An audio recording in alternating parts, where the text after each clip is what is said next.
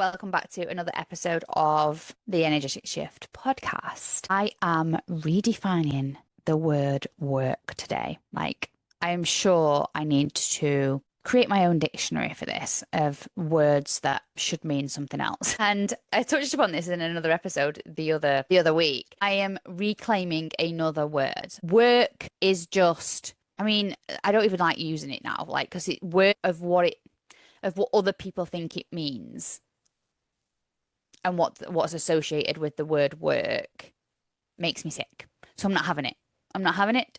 So I asked on my stories a while ago, what do you feel when you hear the word work?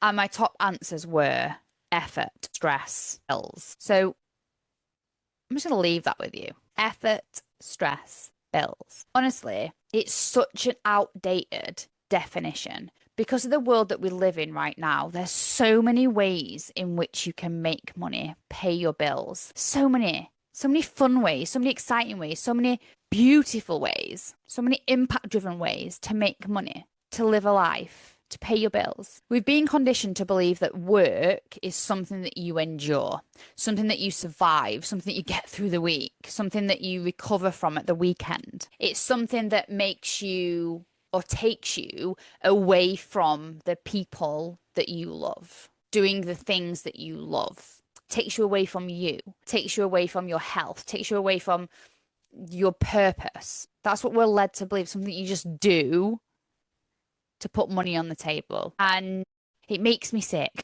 I don't like it. I've just chosen to just look at it a different way, put it like that. But let me give you some sense to this. It doesn't make sense in this world that we live in anymore. Right? We're not in that world anymore. We're not in that world where we have to do something that we don't want to do. You choose entrepreneurship for a reason. Freedom, money, impact, control. And yet so many women are running their businesses that still feel heavy, like full calendars, constant pressure, offers they've outgrown, clients that they don't feel excited about anymore. That's not freedom. That does feel like work in the old-fashioned sense, right?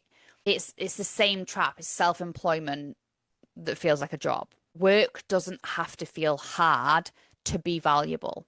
It doesn't have to drain you to be legitimate. It doesn't have to cost you your health, your peace, your life, fun. When your business reflects who you are, like your strengths, your personality, your standards, your lifestyle desires, work feels different. It feels exciting, energizing, expansive, expressionate. It feels like fun. Like I constantly say, fucking about with your friends all day. Like it feels great. It doesn't feel like the old-fashioned traditional explanation of work. Work's tiring, work's exhausting, work's something that you do just because of. And that's not the case anymore. That's not the case anymore. Back when work was work and expressed like that and explained like that, there wasn't many options of work. There wasn't. Now we have so many different ways to make money. So you can be challenged in your business, in your work, without it depleting you. You can grow in your life. You can personally grow, you can professionally grow, you can develop without being exhausted. You can scale your business, your income, your impact, your power without sacrificing your life. But that only happens when your business is built around obsession and capacity and your identity evolving, not obligation. And it's exactly why I created my 12-month mastermind, my new signature mastermind called Obsession.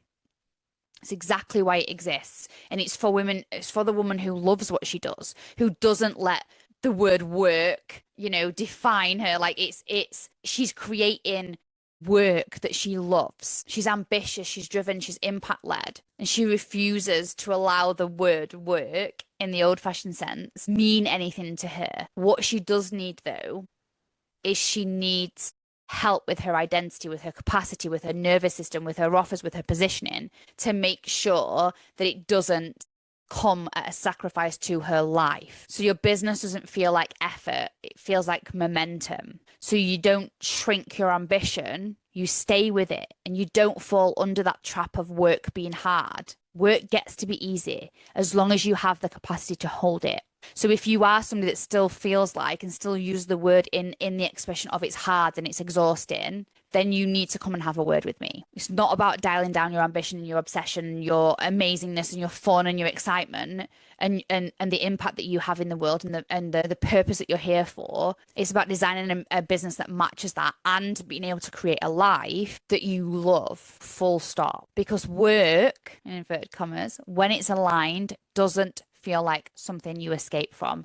There is a reason that quote exists. If you love what you do, you'll never work a day in your life because you're not working under the expression of work in the old-fashioned sense. It feels like something you step into, something that you are. So it just feels like you wake up into it. If you're successful on paper but secretly tired, if your business works but you feel boxed in by it, if the word work still feels heavy even though you're self-employed, babe, we need to talk. You're not here to build something that you need a holiday from. You're not here to work to live. You're here to build something that you're obsessed with, something that feels like an extension of you, something that feels as easy as breathing. My 12-month mastermind obsessed is built for you, and I cannot wait to speak to you about it. I will put the sales page in the show notes, and my inbox is always open. Any questions, come say hi. And if you loved this episode, if you also are somebody that likes to reinvent words, redefine them, make them mean something else to you, then I'd love to hear what words you give a different explanation to or a different reasoning to or whatever it is. I would love to hear from you. Come say hi to me on my Instagram and leave me a 5-star review if you loved this episode. And I will see you in the next episode.